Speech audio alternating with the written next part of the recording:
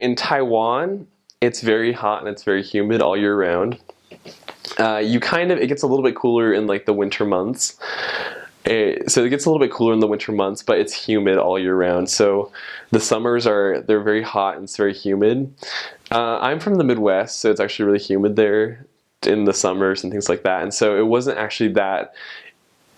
that big of a deal because it's like, I mean, I was used to humidity, but for people who are from drier climates like Utah or Arizona, they were just not used to the humidity, and everybody sweats a lot. Like, you're gonna sweat all the time. Like, you step out of your apartment and you feel your body starting to sweat, and then you'll be sweaty for the rest of the day.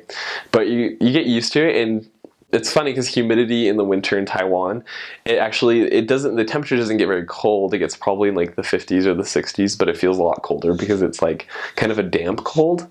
So in the winter, you still need a jacket in the winter, but for the most part, it's very warm and it's very humid, and there's lots of lush foliage in Taiwan because there's abundant rainfall. So you definitely have a lot of rain as well.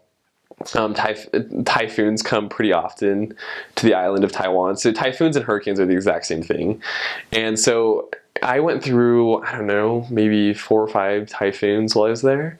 And some can be pretty severe, but there's tons of flood, like there's tons of rain, there's a lot of flooding and things like that. And from what I remember, the rule was we kept cross-sliding unless we couldn't see our bike tires above the water. And then that's when you'd know that there was just too much rain for it to be very safe for the missionaries. So, it's a very tropical country though. So, yeah, so it's like if you couldn't see your bike tires above the water, then it was like you knew that it was like too severe to go out. But I don't think that water actually got above my bike tires ever. So.